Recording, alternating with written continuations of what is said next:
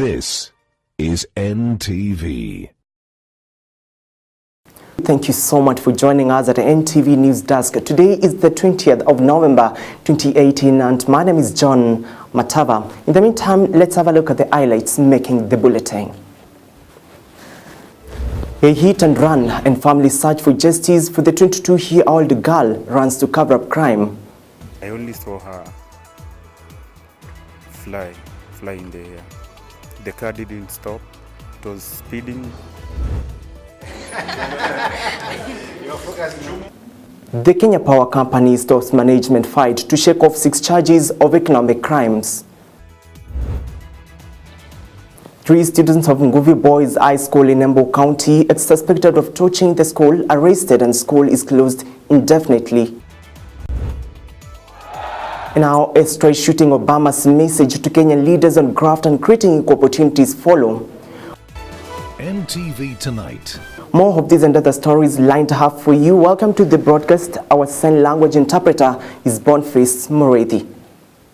A prison ward from the Nairobi West prison is a center of 8 unfunny incident that led the victim dead with the family members. The family saying there's a conspiracy to tamper with the case to help the suspect get away with the offense. Prison warder Dismas Gitenge Mutongwe is said to have rammed Maureen Wamboi with his car along Mombasa Road and sped off with the body only to dump it and run away. And our NTV's Charity Mwangi starts this bulletin with details of what appears to be a conspiracy to defeat justice. I only saw her fly in the air. The car didn't stop. It was speeding. It didn't even attempt to save the life of my girl.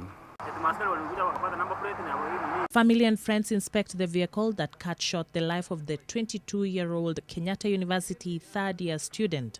She was in the company of her boyfriend some minutes to 5 a.m. in the morning when the incident happened right outside the Next Gen Mall along Mombasa Road. He narrates how the vehicle that hit his beloved drove on without a second thought, with her body laying on the roof. A frantic search that followed. He didn't even brake, he didn't even swerve, he didn't even stop. He just went. I tried chasing the car by foot, but it was in vain. Charity Mwangi, NTV. Kenya Power Managing Director Ken Tarus and former MP Ben Chumo will spend another cold night in police cells today after Chief Magistrate Douglas Ogoti pushed the ruling on application for bail to Tuesday morning. The two alongside 11 others deny charges of conspiracy to commit an economic crime and abuse of office and failure to comply with the procurement laws. And our NTV's Silas Apollo was at the courts and now brings us the following report. Another busy day at the Milimani Anti-Corruption Court today, as the 13 suspects took turns to answer to charges raised against them by the Director of Public Prosecution. On the dock was suspended KPLC Managing Director Ken Tarus and his predecessor Ben Chumo, the company's corporate affairs manager Beatrice Meso, other company senior officials and business people implicated in the scam. And just like it was in the NYS case, today marks the beginning of yet another legal battle, this time for the managers of the KPLC, with the DPP and the DCI believer to blame for the management woes at the institution. Silas Apollo, NTV. Now right away, Engineer Jared Amondi Otieno has been appointed as the acting managing director at the Kenya Power Company following the arrest and prosecution of Ken Tarus, who is now suspended. Tarus faces charges of committing an economic crime, announcing the changes at the Elmo Power Utility Company. NGC's Charles Keter says the new team will see out the company in the next 3 months, exposing the grievous rot at the Power Utility Company. Take a look. The board has met this morning. They have looked around because we need to continue. And now, former U.S. President Barack Obama has hailed the government's current fight against corruption, but at the same time said more needs to be done to completely eradicate the vice. Obama, who officially launched the Sautiku Foundation in Kogelo County, also noted that opportunities available in our country, Kenya, will give the youth the scope to develop at home rather than to travel abroad. Well, Miel Mendo and Trevor Ombija have been following this story from Kogelo and now joins us live from the grounds. This is in Siaya County. It's a rather quiet night, though, very different from yesterday. There was a lot of activity here just before the former U.S. president stepped in, but he's already left. some of the tumultuous times that seem to attend every election, we now have a president and a major opposition leader who have pledged to build bridges and have made specific commitments to work together. So what we see here in Kenya is all part of an emergent, more confident, and more self-reliant Africa. But we know that real progress depends on addressing the challenges that remain. It means rooting out the corruption that weakens civic life.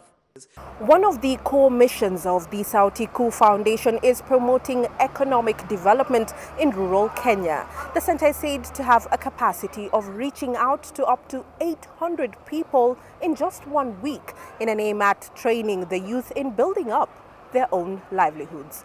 Mel Miendo, NTV, Nairobi. Obama was like, he's been like a role model to the youth in everything that is done in his presidency. He's been a good example. But at the same time, we have to say that we feel disappointed that we were not involved. In the meantime, we'll take a quick commercial break. Stay with us. We'll be back shortly. Rap Song of the Week in association with Sprite. Everybody ain't built like Johnny McKenzie. If I could pretend, see, I wouldn't feel right.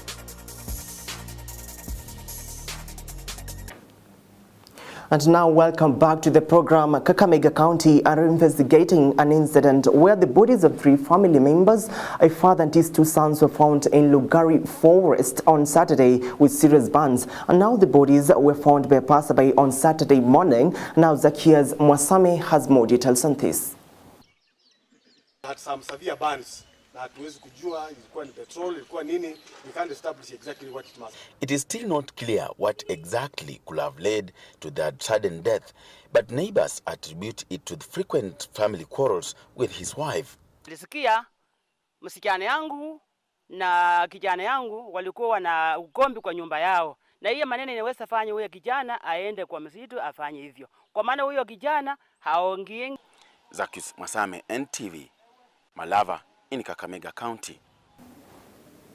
3 students from Nguvi Boys High School in Embu County have been arrested on suspicion of burning down 2 dormitories last night. In the last 2 months, the country has experienced an upsurge in certain cases in schools. And now NTV's Sharon Barango now reports.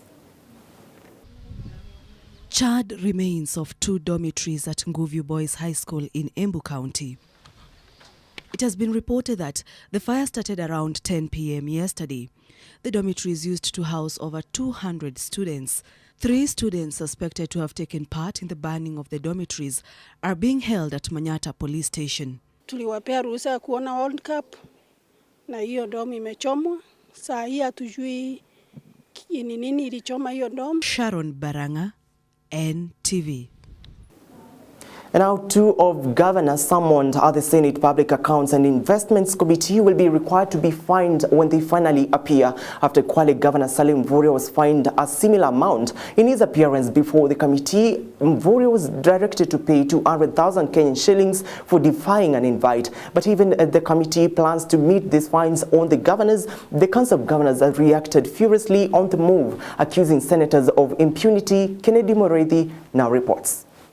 At the Senate Public Accounts and Investments Committee, senators were seemingly upset with governors for failing to honor invites to answer questions on usage of funds allocated to their counties from public coffers. Before them was Kwale Governor Salim Mvurya, whom they used as an example to those invited and who failed to appear and have to be summoned. By the powers conferred to this committee by virtue of Section 19 of the Parliamentary Powers and Privileges Act finds that you will be liable to pay a fine to the clerk of the Senate of an amount of Kenya shillings, 200,000 shillings. Kennedy Morethi, NTV at Parliament Buildings. And that absolutely brings us to the end of the bulletin. Thank you so much. That's where we leave it. And my name is John Matava. Our sign language interpreter has been Boniface Murithi.